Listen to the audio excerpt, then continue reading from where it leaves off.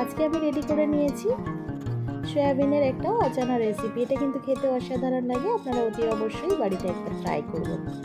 নমস্কার বন্ধুরা, tasty and one byte চ্যানেলে আপনাদের স্বাগত। বন্ধুরা কেমন আছেন? আশা করি বন্ধুরা ভালো আছেন। আজকের যে রেসিপিটা নিয়ে আমি হাজির হয়েছি সয়াবিনের একটা অজানা রেসিপি।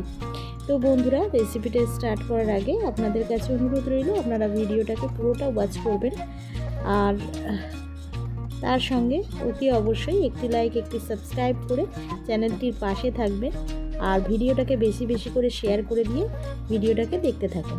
তো এখানে আমি রসুন নিয়ে নিয়েছি আধখানা টমেটো, দিয়ে দিচ্ছি 2 ইঞ্চ মতো আদা আর 6 থেকে 7টা মতো কাঁচা লঙ্কা। এগুলোকে পেস্ট করে নেব। এখানে আমি সয়াবিনকে গরম জল দিয়ে ভিজিয়ে রেখেছিলাম, সেটাকে ভালো করে জল দিয়ে ধুয়ে জলটাকে একদম ফেলে দিয়ে সেটাকে কিন্তু আমি পেস্ট করে নেব। তো এখানে আমি মিক্সির মধ্যে ওগুলোকে দিয়ে দিচ্ছি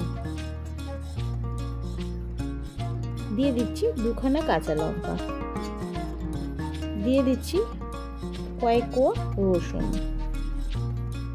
যে আমি পেস্টটা করে রেখেছিলাম সয়াবিনে, সেই পেস্টটা আমি বোলের মধ্যে নিয়ে নিলাম। এবারে আমি এখানে দিয়ে দিচ্ছি পেঁয়াজ কুচানো, দিয়ে দিলাম স্বাদ অনুযায়ী লবণ, দিয়ে দিচ্ছি কর্নফ্লাওয়ার। বাইন্ডিংটা যাতে ভালোভাবে হয় তার জন্য কিন্তু কর্নফ্লাওয়ারটা বেশি করেই দিয়ে দেবেন। আর তার সঙ্গে দিয়ে দিলাম একটা ডিম। আমি কিন্তু আমার বাইন্ডিং অনুযায়ী আমি কিন্তু কর্নফ্লাওয়ারটা ইউজ করেছি। ভালো করে আমি ব্যাটারটাকে ভালো করে মেখে নেব। মাখা হয়ে গেলে বড়ার শেপে আমি ভেজে নেব। তো কড়াইতে তেল দিয়ে এই বড়ার শেপে এইভাবে কিন্তু আমি ভেজে নিলাম। তবে এটা খেয়াল রাখতে হবে যেন ব্যাটারটা একদম ঠিকঠাকভাবে রেডি হয়, তাহলে কিন্তু বড়াগুলো ভেঙে যাবে। তো এইভাবে আমি বড়াগুলোকে ভেজে নিলাম। দেখুন বন্ধুরা, দেখতে কত সুন্দর হয়েছে, খেতেও অসাধারণ হয়েছে। এখানে একটা মিডিয়াম সাইজের পেঁয়াজকে কেটে রেখেছিলাম, সেই পেঁয়াজটাকে ওই তেলের মধ্যেই দিয়ে দিলাম। দিয়ে ভালো করে নাড়াচাড়া করে নিয়ে আমি পেঁয়াজটাকে বাদামি করে ভেজে নেব।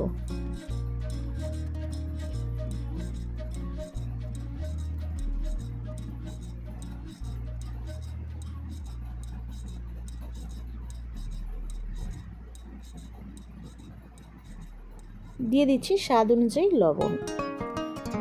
আবার আমি ভালো করে নাড়াচাড়া করে নিলাম। দিয়ে দিচ্ছি এটাকে যে পেস্টটা রেডি করেছিলাম, রসুন, কাঁচা লঙ্কা, আদা, টমেটো, আর দিয়ে দিলাম কাশ্মীরি লঙ্কার গুঁড়ো প্রায় 1/2 চা চামচ মতো, দিয়ে দিচ্ছি 1/2 চা চামচ মতো জিরে গুঁড়ো। ভালো করে নাড়াচাড়া করে মশলাটাকে কষিয়ে নেব যাতে করে মশলা থেকে তেল ছেড়ে যায়। দিয়ে দিলাম 1/2 চা চামচের কম গরম মশলা গুঁড়ো। এবারে জল দিয়ে ভালো করে নাড়াচাড়া করে মশলাটাকে কষে নেব যতক্ষণ না পর্যন্ত মশলা থেকে তেল ছাড়ছে। তেল ছেড়ে দিয়েছে, আমি এখানে এবারে জলটা দিয়ে দিচ্ছি। খুব বেশি জল দেব না, অল্প পরিমাণেই জলটাকে দিয়ে দিলাম।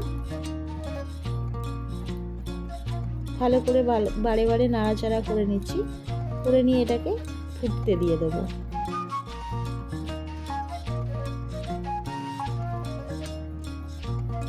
দেখুন এটা ফুট ধরে গেছে। আমি এখানে যে বড়াগুলো ভেজে রেখেছিলাম এক এক করে দিয়ে দিচ্ছি। রান্নাটা রেডি হয়ে গেছে, এবার নামিয়ে নেব। তুলে নিলাম। দেখুন কত সুন্দর দেখতে হয়েছে। এটা কিন্তু খেতেও অসাধারণ হয়। শুধু বড়াটা ভেজেই কিন্তু ডাল দিয়ে ভাত খাওয়া হয়ে যায়। তো বন্ধুরা, যদি ভিডিওটা ভালো লাগে তাহলে অতি অবশ্যই আপনারা একটি লাইক একটি সাবস্ক্রাইব করে চ্যানেলটির পাশে থাকবেন। তার সঙ্গে বেল আইকনটা প্রেস করতে ভুলবেন না। বেল আইকনটা প্রেস করলে সবার আগে নোটিফিকেশান আপনাদের কাছে পৌঁছে যাবে আমি যে নিত্যদিন ভিডিওগুলো ছাড়ি। আর তার সঙ্গে ভিডিওটাকে বেশি বেশি করে শেয়ার করার জন্য অনুরোধ রইল। যেসব বন্ধুদের কাছে আমার ভিডিওটা পৌঁছাচ্ছে না তাদের কাছে যাতে পৌঁছায় বন্ধুরা, তার জন্য বেশি বেশি করে ভিডিওটাকে শেয়ার করে দেবেন। কমেন্ট বক্সে জানাবেন রেসিপিটা কেমন লাগলো। আমি আবার একটা নতুন রেসিপি নিয়ে হাজির হব। ততক্ষণ আপনারা সুস্থ থাকবেন, ভালো থাকবেন। আজকের মতো এইটুখানি। ধন্যবাদ বন্ধুরা।